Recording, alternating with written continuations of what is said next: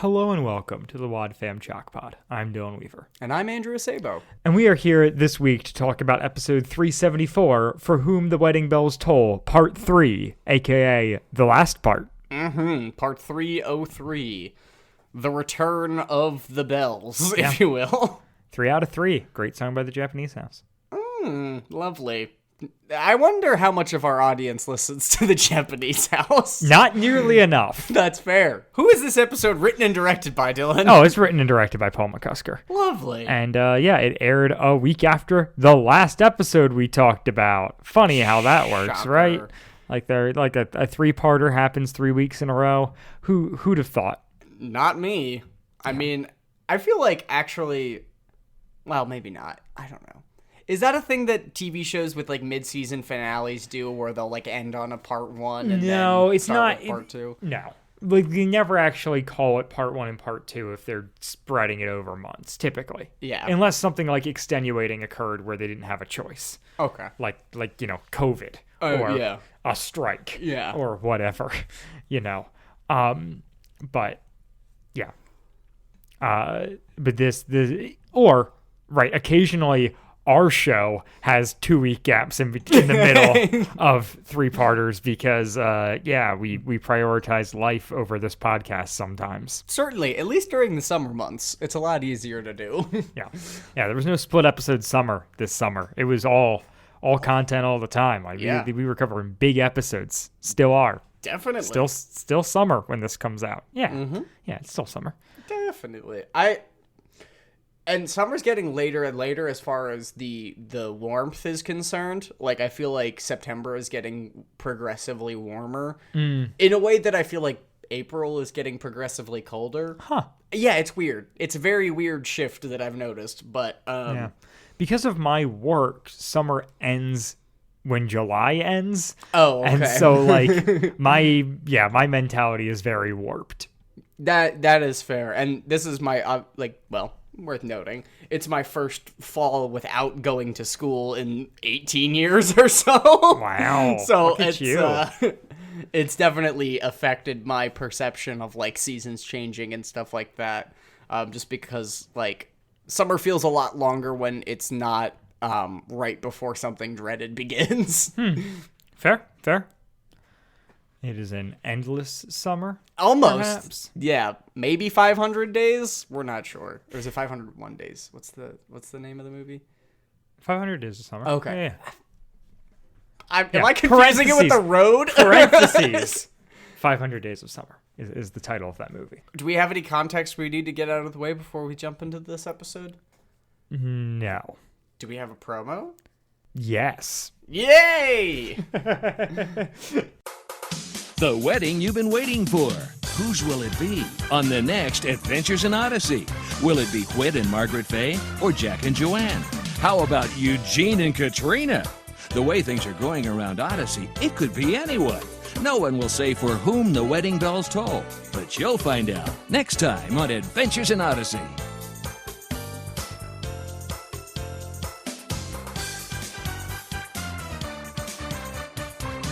What a delightful song. Hot dog. What? Yeah, what a... It's giving DDR music or like Mario Kart music a bit. Like Sure. No, it's the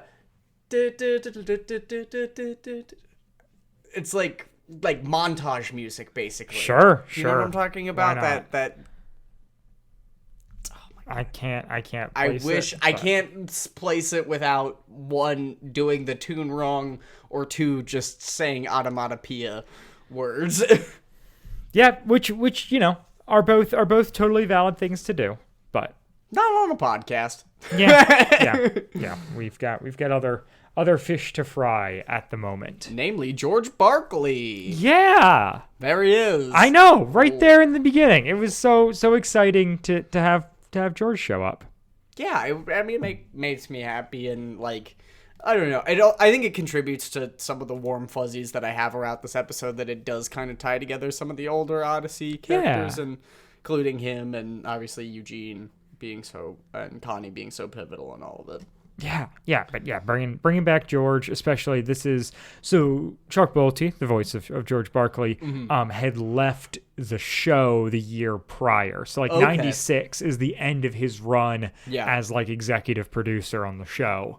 And so it was fun for them to be able to bring him back here. Just as an actor. Right. And this episode comes in between Pokenberry Falls and It's a Pokenberry Christmas. Which we have both covered on this show. Correct. But this is his one little mini appearance sandwiched in between the two of those. And it's the missing link of the George Barkley pastor saga. Right. It's the marital counseling. Yes. In which he yells at the counselee. Yeah. We'll get into it. And so yes, they get home. Jason and Connie walk into Whit's apartment, and George is there. And we get kind of a haphazard recap of the previous two episodes as they're like chatting. And Jason's trying to figure out where the story is going to go and why George is here. And George is like, well, I'm here to do marital counseling. And Jason is like, for who? And Connie's like, you can't tell him. Yeah. I'm keeping him like on edge. Like you gotta, don't spoil anything, George. This is fun. Which I love that George does not question it at all and completely plays along with it. I don't know if it's because of fear of Connie or like also enjoying getting to pull one over on Jason. Yeah, I think it's just general good-heartedness. Yeah. But George is also like, this would be helpful for me to get up to speed. Yeah. I would love some context clues. I don't live here. Yes. Yep. And so yeah, we cut back to Margaret and Whit. Yeah. Which is that we left off in part 1. They didn't really talk about any of the consequences in part 2. Yep. There was a loose thread out there dangling. Now we're circling back. So, hey, what's Whit going to say about the marriage proposal? And Margaret specifically says to Whit to not say anything, but to take some time to think it over, which is a great call if you're going to spring an engagement on someone. 100%. Don't spring an engagement on someone, but if you're going to, don't demand a response. Yep. For sure. And like, no, don't get me wrong. I love Margaret being like a strong, independent, older woman shooting her shot with Whit. It sucks that he's the way that he is and it doesn't work out for them. But definitely you gotta play it safe and at least consider it and not force an answer, because otherwise then you get everybody in the restaurant looking at you and then awkwardly being like, well, I can't say yes, so I have to say no. And that's just a not fun Saturday night, you know? I don't know, Andrew. I haven't done this. Yeah, me neither. But I imagine. You haven't proposed yet, Andrew? No, I've done a lot of things in the dating world, but I've never done that one. Okay. Chalk Squad, if you've proposed, write in and tell me about it. Especially if you're old. I do want to know, like, if you proposed to anybody over the age of 45, like at the age of... Sure. In the way that Jack did, where he like throws out his back during the proposal. Yes, precisely. That's what I want. Or also just the casual, like, 0 F's given of Margaret to, like, propose in between the soup and salad course. Yeah. Yep. I think we should get married, Whit. Yeah. And Whit's like, what? And, yeah, like, well, walks away, basically. Yep. Yeah. And then we're back to Eugene and Katrina. Mm-hmm. And Katrina's like, oh, maybe I shouldn't have been the one to ask. That's not really traditional. And Eugene's like, oh, no, that's fine. I'm just like confused. This has kind of been like a roller coaster. He's like, I want to say yes, but I don't know if I should say yes. Like, this was wholly unexpected. Mm-hmm. We've still never been on an official date. Yeah, well, that's the only way you can get married in Odyssey, is if you have never dated. I mean, right. Like, Margaret and Whit had never been on an official date, I guess, either, but, like, close enough. They'd hung out quite a bit. Jack and Joanne were, like, also dating. But yeah, it is this weird thing where it's like everyone in these episodes chooses to define the relationship at the same time as they get engaged. Yeah, no, 100%. Don't do that. No, definitely you want to space those things out. Figure it out. Have conversations. Understand where your relationship's going. It shouldn't together. be a surprise. And then decide together whether or not you would like to be engaged to each other. Together. Like, forever. this is not... This doesn't feel, like, challenging? Well, it just doesn't feel like revolutionary concepts of, like, you know, how to respond in the situation. But that being said, there's a lot of different responses shown in this episode, including surveying the general census like a Family Feud poll. Yeah. Right.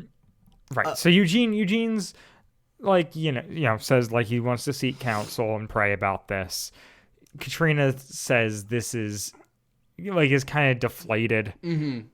And it's like, oh man, like, I thought you were just gonna, like, go for it. She's like, I understand if you have to do some, like, searching, but I'm ready. Yeah. Which is, yeah, it's just an interesting thing. Like, they've kind of got this, like, ships passing in the night thing that's been going on. Which is why I'm kind of more surprised that Katrina wasn't more understanding of being like, oh yeah, no, he literally just confessed that he was, comfortable and resigned to whatever future this relationship would have because he's growing and he values me as a person. Like, he just got over that hump and now I'm throwing this. Yeah. It's tough to navigate. But then they do, like, before they're leaving, are like, I guess we should, like, kiss. Yeah, it's so cute. Which I do love, but they can't because of Katrina's stitches. Yeah. Oh. Better not, I'll rip a stitch. Mm-hmm. Has that ever stopped you, Andrew? I've never had oral surgery in that manner. And the time that I did, I wasn't in a position to kiss anyone. So, no, never run into that problem. I will say kissing with braces, not fun. Not it. Kissing somebody else with braces, kissing with braces yourself, just all of the above. Not it, fam. I was not kissing anyone when I had braces. But I was kissing people before I had braces. I'm also not kissing anyone now, so... Like ships passing in the night. I'm just not kissing. Like lips passing in the night. Like lips.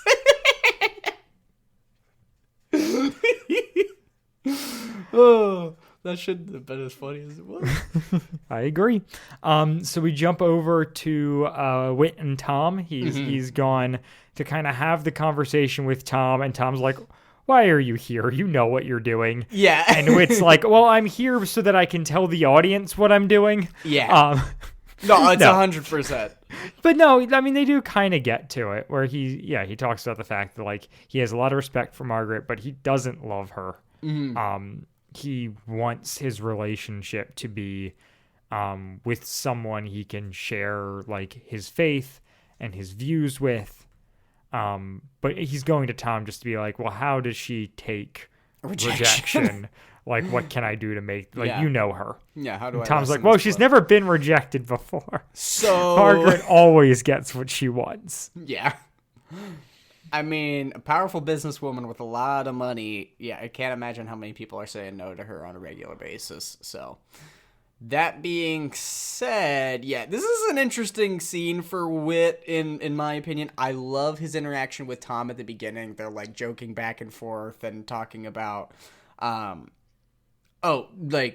Tom jokingly asked if she gave him a ring, and Whit was like upset about like that, and it was cute and funny. Yeah, it is. It's nice to have a Tom and Whit like repertoire at this point in the show when there's been so much physical distance and we've changed voice actors and all of that stuff that we can't stop talking about during this era of the show. It's really nice to have like the two friends chatting again. Well, and it's very like Tom's farm for him and Whit is very rooted in Odyssey throughout all the different eras of the show. Like early, middle, later, until Tom leaves the show, and even then I'm sure that they do stuff at the Timothy Center with Whit. I don't know.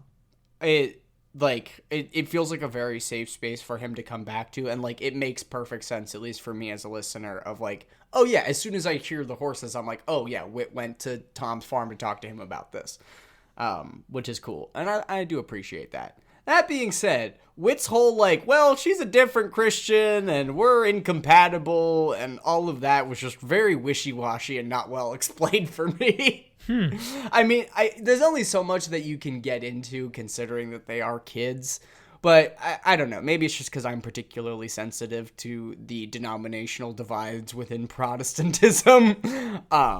But just the idea of their beliefs being like why did they go to the effort to make Margaret a Christian in the first place if it was so evidently clear that they were not compatible based on their faith?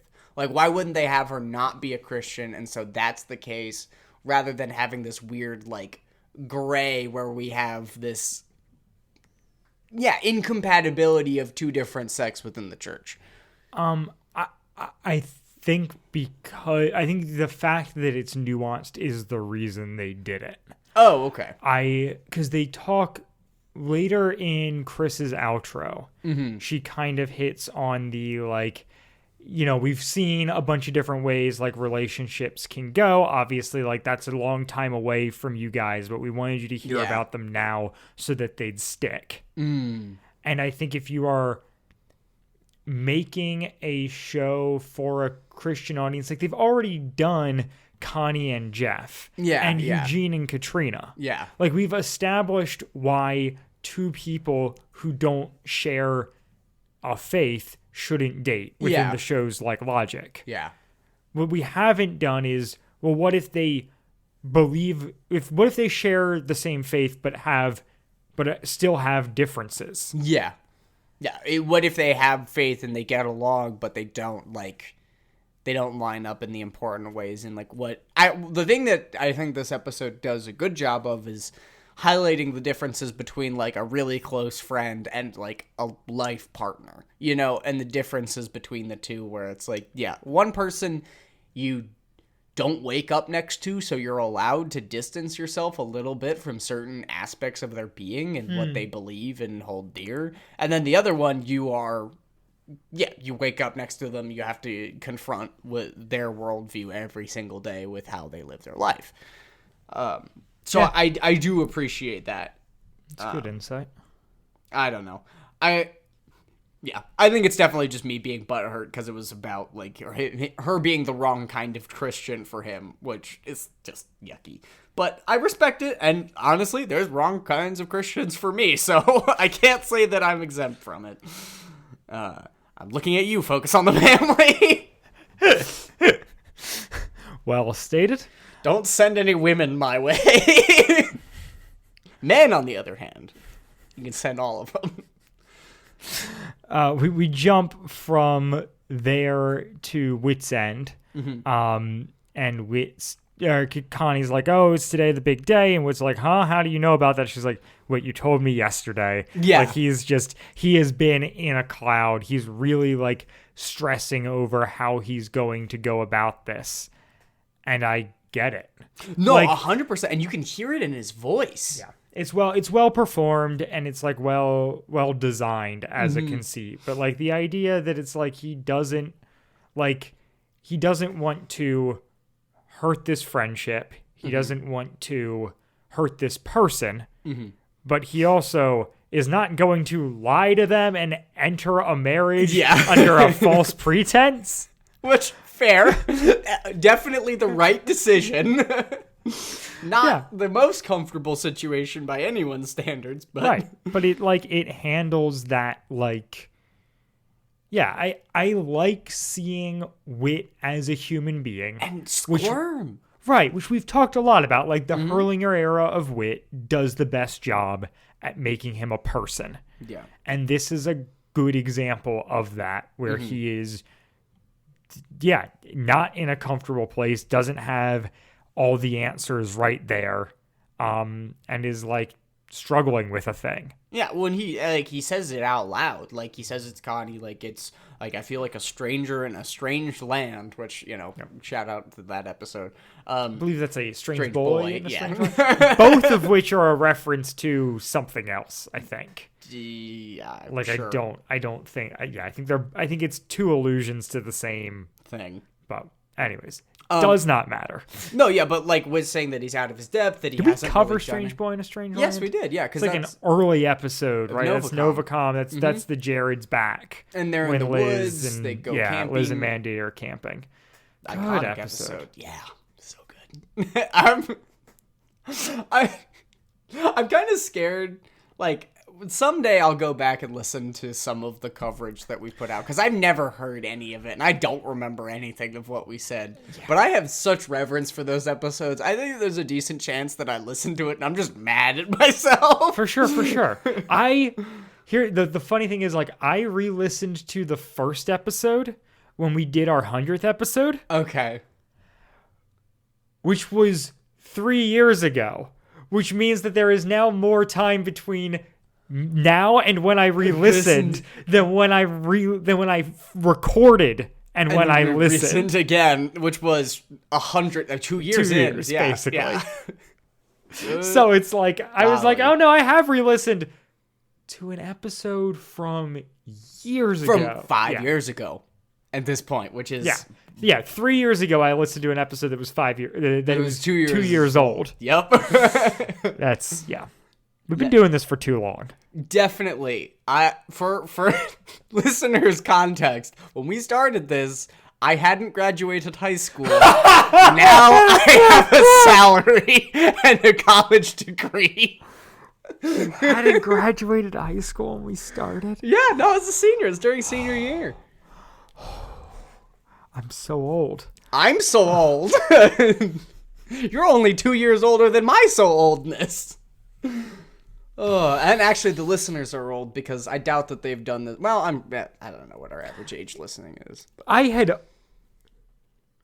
already You had already worked an adult job at that point. Correct. I was 5 years ago. I was working the same job I work now, which was the job I got after I graduated college. Mm-hmm. But you did 2 years instead of 4. Sure. I'm just saying, like, I have been in way more stasis over the course of this podcast than I have. Well, and it's why the podcast exists.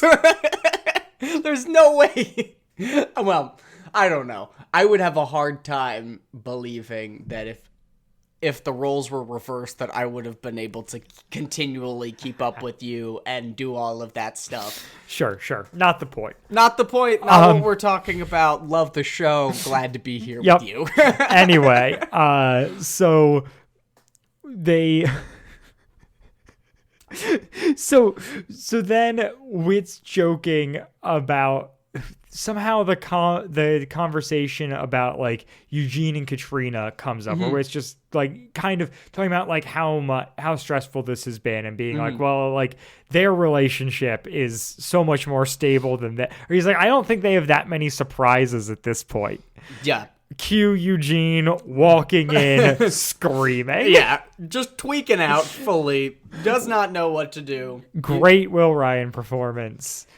It's lovely because it's not full unhinged Eugene, which is like almost cartoonish in a lot of ways, but it's definitely, he's barely keeping it together and his neck is twitching while he's talking. Yep.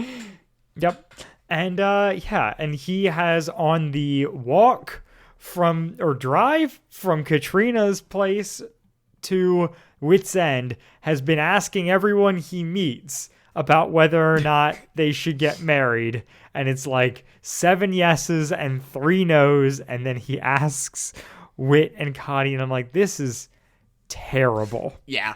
This man is just taking awful. Taking a like survey on the street to figure out whether or not he should get married. Let me get a survey monkey to determine the proposal response. Yeah. You know what? We'll put a poll in the description of should Andrew get married. Exactly. Should Andrew propose right now? And who to? You get to pick. So choose your own adventure of Andrew's life. Hey, I'm out of college. I got nothing going on now. Oh man. And so yeah, Wit then kind of mumbles to himself that that's not actually a bad idea. No. Like, he's just kind of like, oh, you know what? Maybe I should do that. Yeah. I hadn't considered that as an option. But then they're in there talking about all this, and Connie's mad that like Eugene didn't come to them first, and trying to answer whatever. And then Jack and Joanne walk in, and they're like, "Hey, guess what? We got engaged." And nobody cares. There's just crickets. Yeah. Well, no, they walk in and they say, "We've got good news," and Wit's like, "Oh, you got the antique shop," and they're like, "Even better, we got married. We got engaged. Crickets.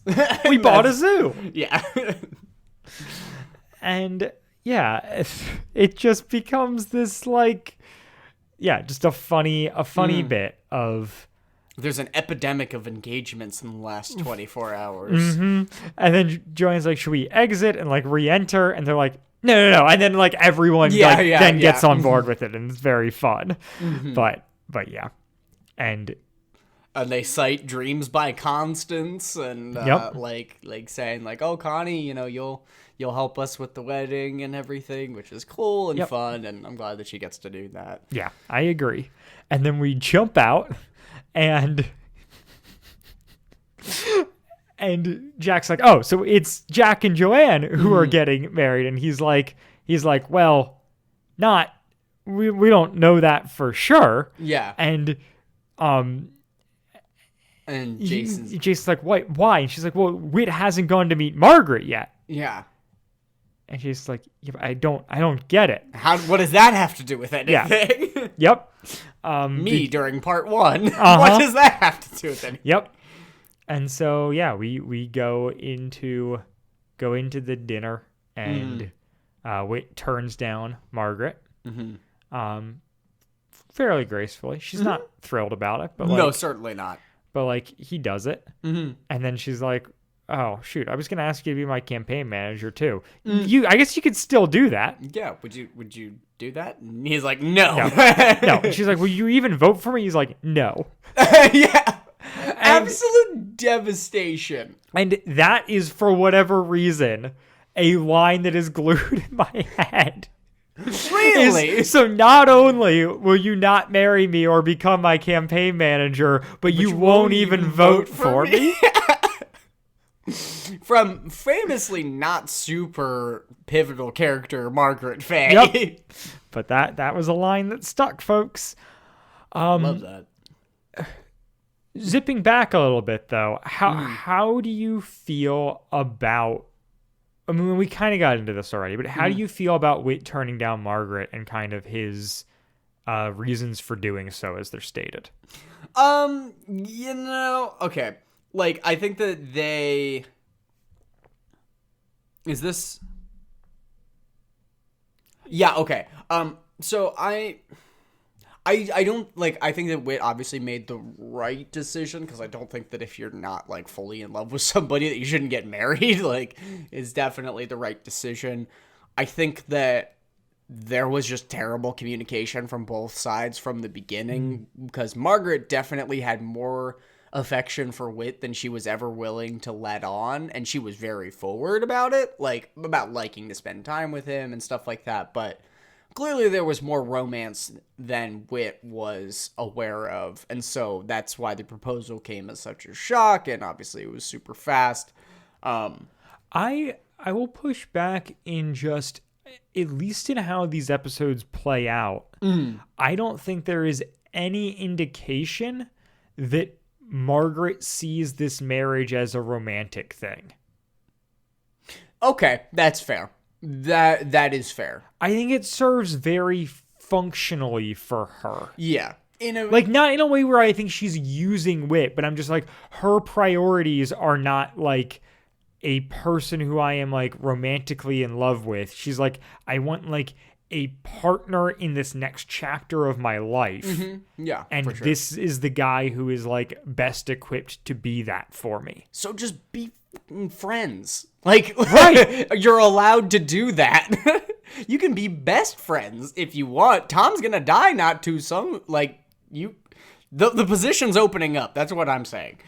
I don't think that he necessarily did anything wrong. But I do agree that, yeah, Margaret maybe, I definitely projected my romantic ideal of marriage onto her decision making, and that's not necessarily indicative of where she's at in her life. Like, I feel like for older people, especially if you're on your second or third marriage, it's a lot more like hey, I don't hate waking up next to you, or hey, I like doing the walks that I go on every day regardless, like with you, so there is a lot more of that flat, almost functional kind of plug and play component of their relationship, where she feels like, yeah, no, I mean, I like going to these museums with you. There's no reason that I wouldn't like going on a walk with you first thing in the morning, yada, yada, yada. Yeah, and like, obviously Whit, shouldn't get engaged to somebody that he doesn't really have respect for. And like, he says that he has respect for her, or like he says that he respects the integrity of her views, but he also like doesn't see any value in the views themselves, and so it's just kind of like, how much respect do you actually have? Yeah, I don't know. It's an interesting question.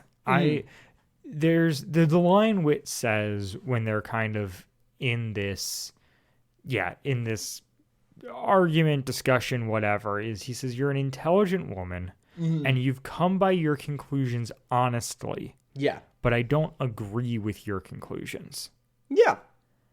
And I think that that's a totally fine thing to say. Oh, no, 100%. Like, it's one of those things that I'm just like, that is... But that's how you are with a friend, not with your wife. Yes, correct. I think that's a good reason to not get married, but I think it's also the kind of thing that I feel like is not portrayed often. That's fair. And I don't know if it was more in the past than it is now, and this is just a product of modern times, or if this is an oddity in the way it's portrayed. But like, that idea of like having, like, I know of,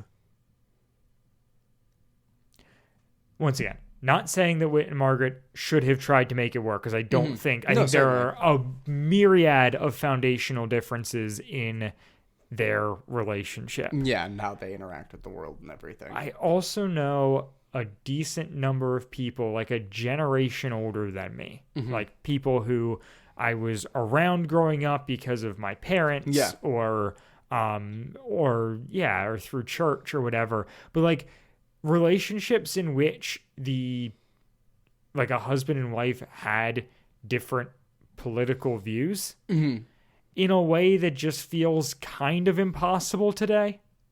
Yeah, no, I think that there's it plays both at the like increased polarization of like social media and all of that fun stuff, and then as well as the increased push for tolerance and all of that, where it's like, okay, we aren't super comfortable setting those kinds of like it's not a topic that a lot of shows are regularly interacting with, where people are setting like hard relational boundaries based off of their religious and philosophical beliefs. Like political beliefs maybe in certain political dramas and stuff like that, like Succession I can think of a little bit, but not really. And certainly not to this extent. Yeah. It's an interesting conversation to be had here. Especially in a kid's radio drama. Yeah, right, exactly. But I'm just like, what is occurring here is what it looks like to actually love someone who you don't agree with. Like the way, not that all their conversations are handled particularly well, and I think Wit goes off, but we have these disagreements, but it doesn't change the fundamental fact that we are like two people who enjoy spending time with together, and we can do that without those conversations. Yeah. Where I feel like the current mainline brand of Christianity doesn't really have space for being friends with someone, disagreeing with their things, and not making that the focus of said relationship. Yeah. Of like that being the ground that constantly gets retread of like, oh, well, you hold this, yada, yada, yada. Right. And just a way that like is not like my life plays out very differently than that, where I'm like, I have people kind of at all sides where I'm like, yep, and I don't totally agree with you on those things, but but not to the extent where like I am willing to sever a relationship over it. Yeah. But I feel like the general mentality, once again, and I don't even know that this is a purely mainline Christian thing. I would say this is probably just society right now. It feels like if you have a difference in opinion on something that is foundational enough to you, however you want to define that, you get carte blanche to sever a relationship. Yeah, no, definitely. And it's hard to refute that, but it's also not the way I live my life, nor the way that like I think the Bible holds out as being how we should do life. Well, it feels like almost like a generalization, if you will. And when, like, at least from my perspective, I would feel like you would deal with it on more of a case-to-case basis. Yeah. Which, if you're drawing those hard lines of like, I'm only going to want to meet people that are, or I'm only going to consider, serious romantic partnership with people that either go to the same church as me, or I've met through a church event at my church or something like that. Like great societal filters that you can kind of helpfully guarantee that there's a certain similarity in ideology. Like you can definitely make those decisions. That being said, I don't like that that's how it is, and I don't like that that's how I am. Like I would love for there to be more inter-church harmony and more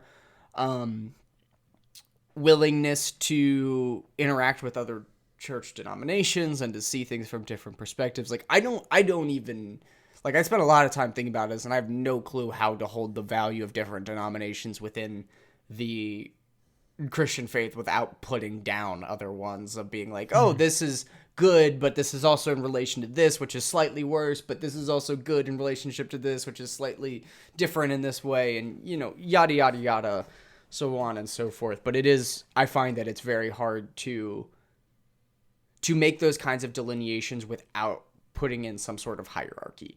Yeah. And that's, I think, what a lot of people are afraid of doing, or at least myself, I'm very afraid of doing, is creating that hierarchy of, well, I'm better than all the other Christians because I figured it out. Yeah, I don't know. It's just, it's an interesting thing to ponder, and just the way that this show handles this thing at this time feels notable. Definitely. And like, what I said initially was just like how surprised I am that this is the angle of the kids show and this is what they're choosing to approach it. Like this is their, I would say like kind of the main relational topic of the episode and of the 3-parter is kind of like compatibility and what does that look like? For sure. So yeah, at this point, Margaret just bails. She's like, I don't want to be friends. I need to just run off. Yeah. And then she has like her full-blown heel turn in the episode where her next thing is the 7:00 meeting with Jack and Joanne, and she decides that she is not going to sell to them under false pretenses, but the idea being that, she feels scorned by Wit, and so she doesn't want to help his friend. Yeah.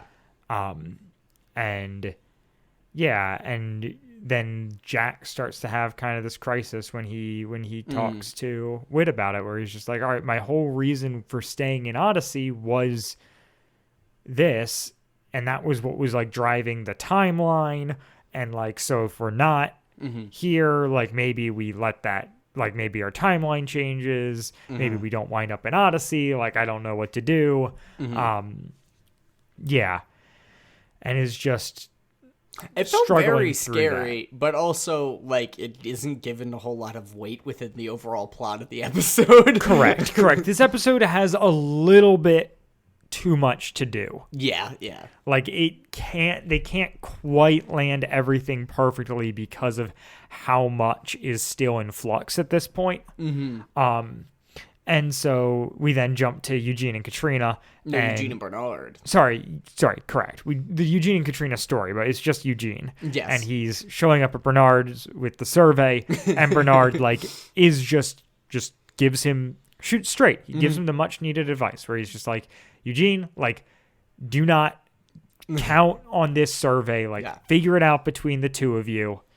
I'm taking this clipboard. Like, he says like get professional help if you need professional help. But correct. Don't just survey the public. Yep.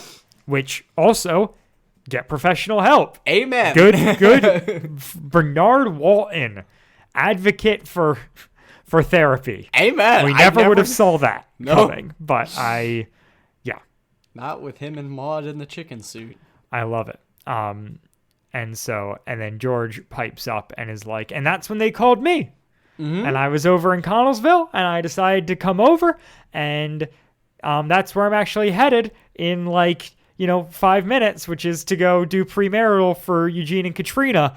And Jason's like, wait, what? that means we're like caught up to present day. It's one of the best moves in Odyssey. No, it's so funny. I adore this decision so much that we have just caught up to the time. They've been talking about it for so long. They're 2.5 parts in that they finally got there. But that they're caught up and there's not a wedding. Yeah, exactly. Like, he's like, wait, what do you mean? And Connie's like, well, like we've had all of these near misses. There's gotta be a wedding. Yeah. Like I was just operating under assumptions. Jason's just like, your logic confounds me. Yeah. Like this is, and I loved this scene. This is maybe so my favorite funny. part in the episode of just like we're at present day and the whole situation has not resolved itself as we were promised. Or at least as Jason believed. Yeah. Yep. And so we then get to the counseling, and Katrina is understandably upset about the survey. Yep. Because George is like, what do you have us here for? And Eugene's like, well, I took this survey, and there were 7 people who said no and 25 who said yes or whatever. So I would like to, talk about that. And Katrina's like, you what? Yeah. Excuse me? And I really wanted them to start naming names for who said no. Who said no. But it's because I assume it's like Bart Rathbone. Yeah, said no, I was going to say, gotta be at least one of the Rathbones saying no. Margaret hates love, so she votes no. Yeah, for sure. He calls up Armitage, and Armitage is like, absolutely not. No way. But yeah, and so they are just like screaming at each other at a certain point, and they keep throwing stuff to George, and George is just befuddled, doesn't understand what's going on or what he just stepped into. That's so real, though. As somebody that's been in that situation, you're like, holy like, there's got to be an end to this and a beginning, and I have no clue where either of those are. And so eventually George is just like, basically like reads off wedding vows. Yeah. He's like, okay, well, this is what we're gonna do. Do agree to having to hold in sickness and in health, yada yada, and then it the lesson is, well, if you can make these commitments to each other, then, you know, everything else will kind of figure itself out and you can really move forward, which is fair to a certain extent. Terrible therapy, terrible counseling, but it is not incorrect. Yeah, but just the idea. But I think, right, with where they were at in that moment, to be like, look, let's zoom out. Like, why do you want to do this thing? Yeah. Are you willing to make this commitment? Great. Then, like, let's do this.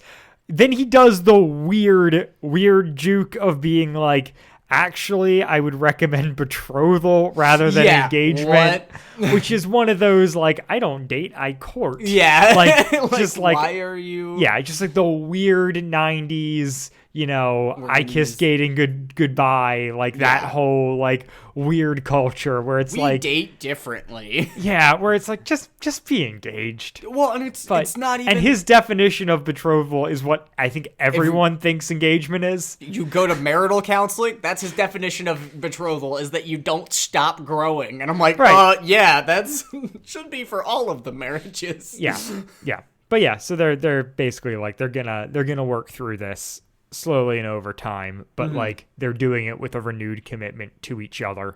They're finally on the same page for the first time. And Eugene proposes. Yeah. Which I didn't need. No, I didn't. But I would have preferred if he hadn't, but you know. But I like that they've both done it. I think this is Eugene's second proposal. Katrina had one. Like, it could have just been one each, but you know, I appreciate it makes sense that they both have one good one as opposed to Eugene having one bad one. Yeah. But yeah, and then Whit has now gone out to dinner with Margaret. And we have, do you remember so there's an episode in, like, I don't know, it's an early Odyssey episode, I think, where Connie is, like, frustrated with her dad and decides that, like, all men are evil. Oh, yeah. Margaret has done the same thing. 100%. Where, like, she's upset with Whit, and so she's like, well, you rejected me, I'm going to reject your friend. Which is mature petty adult thing. And bums me out. And it's one of those things where it's like, I hate the writing of Margaret more than I hate the character of Margaret. No, yeah, if Margaret, that's a thing. No, 100%. Margaret as a character would never have done this. Margaret was written to do this. Yes. Yep. And so then Whit does this whole thing where he's like, come on, Margaret, like, you can't let emotions get in the way of your business dealings. Yeah. And it's like, you're mad at me, not at them. Right, but, like, you can't let emotions get into your business dealings is Margaret's middle name. Yeah, exactly. Like, that's her whole thing, is that she doesn't have emotions. Even with the Whit stuff, like we said earlier, like, it was very, like, it didn't feel romantic. It felt very, like, cut and dry. Yeah. And so it's just, yeah. So he manages to convince her to make the sale. And yeah, it's one of those things where it's just like, oh, I hate, this is the flip side of where we're like, oh, it's nice to see Whit, like, screw up or like be unsure. And then it's like, but we still end in a place where it's like Whit's telling the woman what to do. Right. Like, you were wrong. Yep. Okay, thanks, Whit. Yep. And then, and then we're at the wedding. And the wedding is, like, could not be shorter. No, it's so fast. It's so brief. Connie and Jason are sitting next to each other, presumably not as dates. But you know, it's still cute. Love to see it. And speaking in hushed tones with the organ in the background. And Connie's just, like, tearing up, talking about how beautiful everyone is. Yeah, that, like, you know, Jack's beautiful. Well, but she starts with, you know, Whit in his suit. Yeah, and tux. Whit's Correct. wearing a tux. Whit in his tux. So it's like trying to set up. It's like trying to keep the thing of, like, it could be anyone's wedding. Haha. But Katrina in her dress. Yeah. Katrina's dress looks gorgeous. And then obviously it is Jack and Joanne who are getting married. And Jason says that he knew from the get-go that it was going to be them who got married. Which, like, yeah, if you got to put money on one of these things, that's the most likely. But Sure. I don't know who you're fooling, Jason. Yeah, you were still swept along. You were along for the ride. Album 43. Love to see it. Also, love to see Katrina got her stitches out just in time for the wedding. Yes. Full Mac in action. Yep. To be had for her. Yeah. Mac in action. I don't like that phrase. Nope, I think it's great. There's a tiny island that doesn't have any roads on it or any cars in Michigan called Mackinac Island, and it's like tiny, but there's a really like record long bridge to get there, and that's what I thought it sounded like. Anyway, There's no roads, but there's a bridge? Yes, you bike across the bridge. Oh, And wow. there's everything on the island is horse and buggy. Oh, that's fun. Yeah, it is fun. It's kind of a tourist trap, but it's Yeah, also like sounds like it. literally and figuratively, but like it's also kind of fun and unique enough that like yeah, I think it's worth to go once or twice, but definitely not like a mind. How many times have you gone, Andrew? 0, but my cousins went this summer. Ah, And my parents went countless times growing up because it's like the Coney Island of Michigan. It is. there's a theme park on it? No, but I mean, it's the closest thing to a theme park they have. There's just no cars. Oh, man. Yeah, so Jack and Joanne got married. They did. Connie's crying. I love the line, "Can I cry now, or are you going to keep talking?" And then Jason says, "Go ahead." And then she's like, "Thank you." Yeah, and he gives her a handkerchief, and yeah. She's crying. It's good. And the episode goes out on George Barkley doing the beginning of the ceremony, and just perfect. Yep, we're here together for the marriage of Jack Wilbur Allen and Joanne something Elizabeth. It's not Elizabeth. No. It's like Grace or something. Eustace. Why do I care? I apparently care. I'm It's morbidly gonna be curious. Joanne Judith Woodston. Middle names are such like.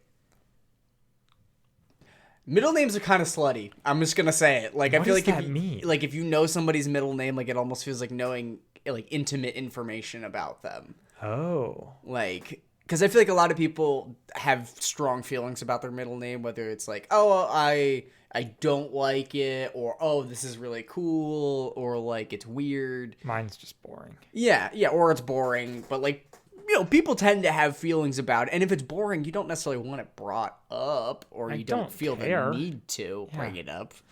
Yeah. So, Anyways, eagle-eared? yeah, What's sure. an animal that has good ears? Rabbit-eared bats. listeners. Bat-eared listeners to this podcast know my middle name. Lovely. Because I did that as my wit bit at the start of episodes back in like the old intro days. But anyways, their names are intentional references. Wilbur was the character that Alan Young played on Mr. Ed. Aww. And Judy was Janet Waldo's character on the Jetsons. Aww. So fun. yeah. Cool little tribute. Yeah. And great episode, honestly. I mean, it was kind of all over the place. There's definitely mixed feelings, but I enjoyed it. I enjoyed myself. So I have good things to say about it. Yeah, it's a little rushed, and I think the Whit and Margaret stuff is good, but also complicated. Yeah. Throughout both of their episodes, and Whit's a little too in the right, and Margaret's portrayed a little too in the wrong. But like, I'm also kind of glad that their stuff was portrayed at all, because I think it's weird and complicated and not as cut and dry as a lot of the stuff that Odyssey usually concerns itself with, which is kind of fun. Yeah. It is just it's an oddity in Odyssey. Love but to I see like it. it. Title of the episode. Oh man. Yeah. Anything to promote, to plug, to uplift? Oh man, what's a good is there any have I seen any good romance recently? Because I feel like we're talking.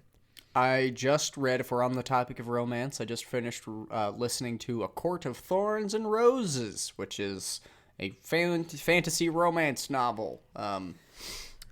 not terrible. It gives very strong Beauty and the Beast vibes. Okay. It really picks up towards the end, and it's really good. One of my other friends just read it and was not particularly impressed. But that's fine. I mean, you're allowed to have different opinions. No, it's not a book that I'm it was a book that I read that I enjoyed myself while reading. I don't think that it's a particularly great book. Sure. I don't think it's super well written, or it didn't change my life in any way, but it's a fairly compelling plot, and I don't typically read romance novels, so this is like kind of the first one I've ever read. Sure. And so now I'm on book 2, which is definitely more romantic than the first one. Okay. But apparently not quite as romantic as where it's going. So. Oh wow. Yeah. Apparently towards the end of it gets real smutty. There you go. Okay. You know what? Here is an insane recommend. I don't think I did this on art a previous history. episode. No, well, on the topic of a good, like, fun romance movie. Yeah. I'm here to rev Herbie Fully Loaded. Hell yeah! Look, it's the second best Herbie movie After the original. after The Love Bug, and it's delightful. It's so good. I haven't seen it in years. I can't say. Here are the things. One, if you never had any experience with Herbie or didn't grow up with the Herbie movies or this movie in particular, it probably won't strike you particularly well. I don't know. Mm-hmm. But like it's just a well-crafted like spin on the original. It like takes that kind of framework, makes it modern. You get like 50 years more modern. Yeah, and you get a lovely romance between Lindsay Lohan and Justin Long. The PC of the Mac and PC commercials back in the day. Justin Long's been in a million things. Yeah. But is he blonde? No. But he's such a...